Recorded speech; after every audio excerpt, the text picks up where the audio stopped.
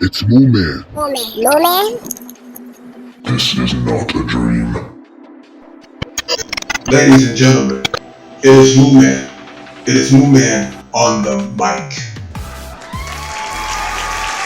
What is going on, ladies and gentlemen? Yes, it's your man, Mooman on the mic, back again with another episode of the Initiative Podcast, where we get into everything celebrity news, world news, sociology, psychology, and WTF. Let's get it. Okay, listen here. It's a big day, big news. Shout out to Cyril Ramaphosa. Yes, South African president showed up to Trump's office straight at the door. They had a conversation, but never mind the conversation. We're going to get into that later. Shout out to Cyril Ramaphosa for having the courage to step behind enemy lines. As I've been saying before in multiple episodes on the Initiative Podcast, Trump initially shut down trade with South Africa due to Abraham Traoré creating the Sahel Alliance, as far as I'm concerned, ladies and gentlemen. All right, not to mention the white genocide lies that's been spreaded through the media, the left media, to Trump and XYZ, and we're going to get into that. But shout out to Cyril Ramaphosa. Let's get into the headline hero.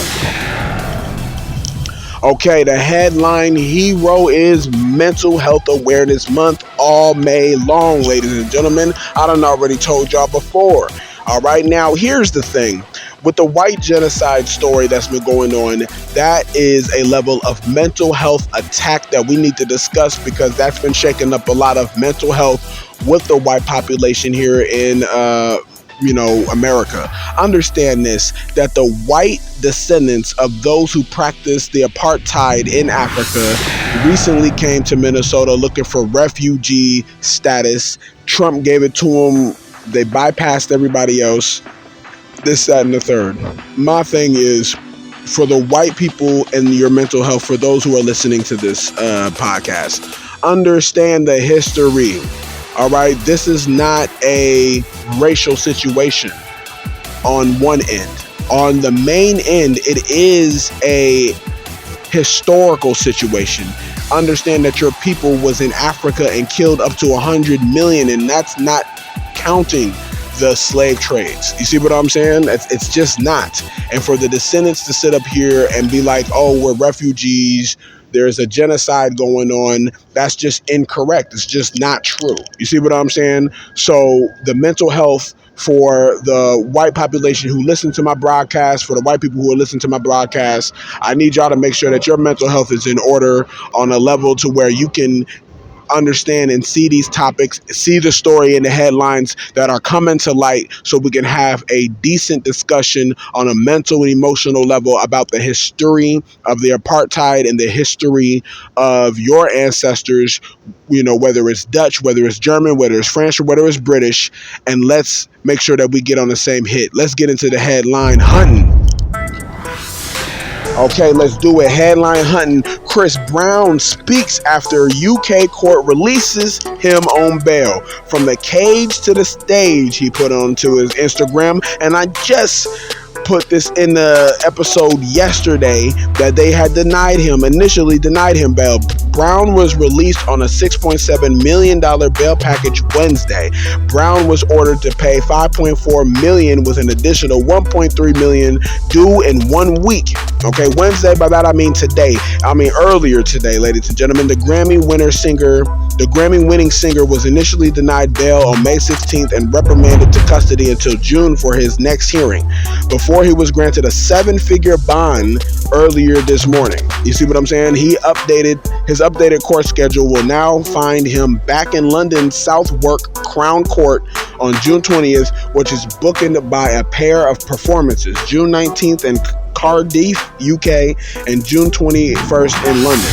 Brown's Breezy Bowl XX tour is back on track to start June 8th in Amsterdam. The Virginia native is then slated to return to the U.S. on July 30th for a Miami concert. Let me tell you, shout out to Chris Brown, shout out to Fighting the System, shout out to the situation. The situation is dire, but hopefully he handles it by taking full responsibility of what he needs to take full responsibility for, and he moves on. Let's do it. Headline hunting. Mel Robbins publishes Mel Robbins is a publishing sensation. 20 weeks at number one in the book world. 1.4 million copies sold. Mariah Forbes, EVP of Forbes, sits down with Mel Robbins, award-winning podcast host and best-selling author, for an insightful conversation about pivoting career, comments her book, The Let Them Theory, and understanding your own power. At 56, Robbins describes herself as being at the peak moment, a result, she says, of stepping back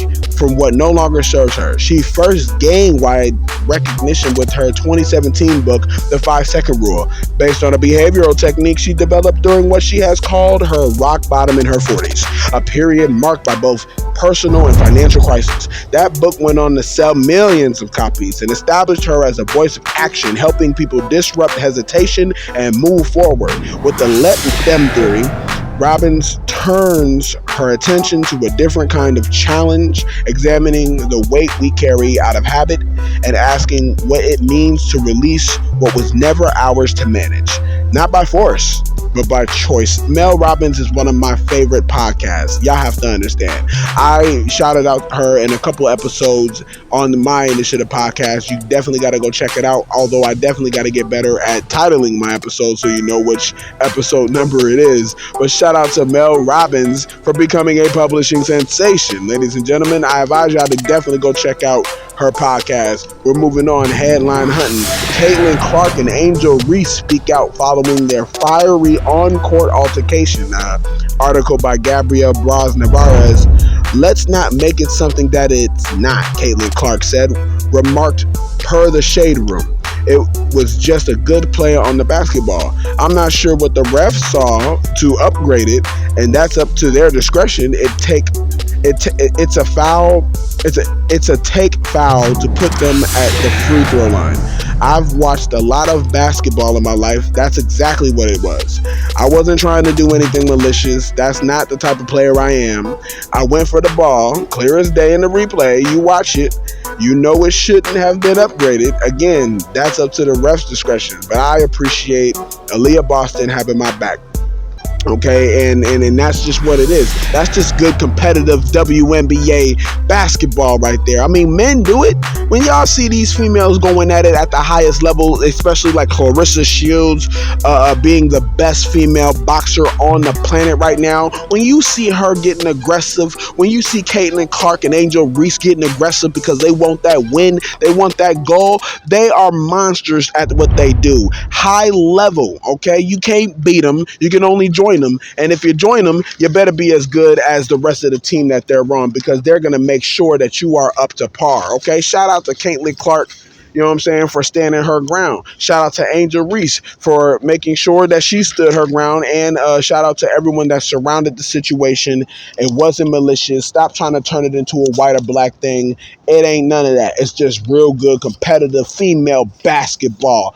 We're moving on. Okay, now listen, I would like to address something real quick, because when we get into the back of the house headline, it's about to get deep. You know what I'm saying? We're talking about Trump. We're talking about South Africa. We're talking about the history of apartheid. We're talking about the British colonialism, the French colonialism, the Dutch colonialism. I know that y'all read y'all history books. I know that y'all know what it is, white people and black people alike. And the truth is coming out day by day, week by week, month by month, and year by year. More of it is going to come out. Okay. We definitely need to sit down and have the tough conversations, us as a human species, as a human race, and understand that what was initially done to each other, because we did this to ourselves, no matter what pigmentation of skin you have, we did this to ourselves at the highest level. Our ancestors knew what it was for the ones who are held responsible for degrading the human race to the base of slavery over pigmentation. That's the most pathetic thing that I've ever heard. You see what I'm saying? Slavery based off of a couple shades dark on the skin. What about a couple shades dark on the eyes? The malicious and evil intent that is the science of eugenics that was created during the multiple councils between 300 and 900 AD was ridiculous. You see what I'm saying? And carried on throughout history, which created the intentions of slavery, which created the intentions of the apartheid itself. bringing the wars of the Neanderthals to the realm of Africa. Come on now, let's get into the back of the house headline. Okay, Trump ambushes South African president in Oval Office with claims of white persecution. NPR News. In an extraordinary Oval Office meeting, Donald Trump confronts South Africa's leader with video over discredited claims of a white genocide in South Africa. Trump says white farmers are fleeing South Africa and plays footage showing people chanting, "Kill the Boer, kill the farmer." And Boer, you know what I'm saying, is the term that they were using over there. The two leaders fought over control of the conversation. Trump wanted to talk about violence against white people in South Africa, but Ramaphosa wanted to talk about trade. Trump seemed to ambush Ramaphosa with a video of opposition party leader Julius Malema singing an apartheid-era song, "Shoot the Boer," which can be translated as "Shoot the White Farmer," as well as printed news articles of attacks on white farmers. Ramaphosa distanced himself from the song, said there is freedom of expression in South Africa. Just like how there's freedom of speech here in America, there's freedom of speech and freedom of expression in South Africa, and that his government policy doesn't align with Malema's. All right, he said that himself. Malema even brought two golf legends, Ernie Els and Retief Goosen, part of the South African delegation, weighed in saying crime in South Africa was colorblind, which means it affects everyone, not just white farmers, but black people as well, as we all know, because what has been the headline against Africa since the beginning of the American corporation, that is terrible, that is this, that is that. You see what I'm saying? So it shouldn't be a surprise that violence in Africa is colorblind, right? Meanwhile, Ramaphosa sought to interest Trump with South Africa's vast rare earth mining opportunities, the 600 U.S. companies operating in his country right now, or the 600 U.S. companies operating in his country, South Africa, has been nothing but profitable. And Trump is locking himself out of the market, out of racism, or what's perceived to be racism against whites out there. But it's like the racism against whites out there, and I'm sorry, because I don't personally believe that it's racism. I do believe that it's the descendants of those who came to Africa and enslaved everybody. And I believe that the black descendants of those who fought back are now in control of those countries and now are seeking to reclaim the land in which 70 to 90% of the land is still ran by white farmers, protected by international communities with violence, mind you. They're not talking about that part, that there are multiple different soldiers out there who protect these white farmers on African land. And why are they controlling 90% of the motherland's resources? If they're so refugee status and at the mercy and beck and call of multiple killers who are killing them, then how are they still controlling the land? You have to ask yourself these questions. South Africa's Minister of Agriculture, John Steenhuisen, said the country is focused on fighting crime against farmers, but needed investments and economic progress.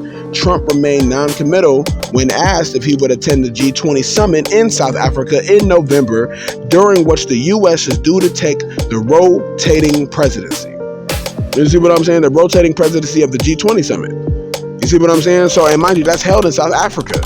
So, I mean, it's bittersweet to Trump, I'm sure, but it's like, how long are you going to lock yourself out the market? Abraham Traoré is creating the Sahel Alliance. South Africa is a part of that Sahel Alliance, with Abraham Traoré being the highest general of the alliance. So, and not to mention the president of Burkina Faso. So, I mean, if Trump is seeing the 5-dimension chess that he's been playing, as I've been saying in multiple different episodes, then surely he understands the benefit of the partnership with South Africa and Abraham Traoré. Because South Africa's up, that's the first line of defense for Abraham Traoré, which is the reason why the president showed up to the White House. That is going to be for another episode. But as usual, it is your man's Moo Man on the mic. I want to thank y'all for listening to, once again, another episode of the Initiative Podcast. And I will see y'all on the next episode. Let's get it. I don't mean no disrespect, but no way. I can't listen to you, I do this my own way. This is not a game, no, I don't play. And you wasn't game before, so now it's no way. no way. No, no.